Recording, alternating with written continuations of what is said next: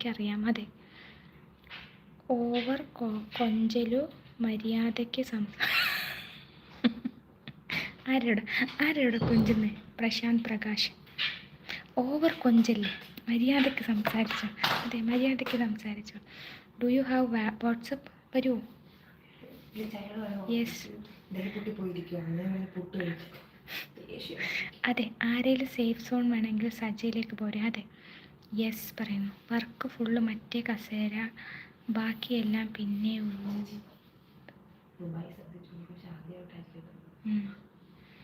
Yes Jasper. Do you want a WhatsApp?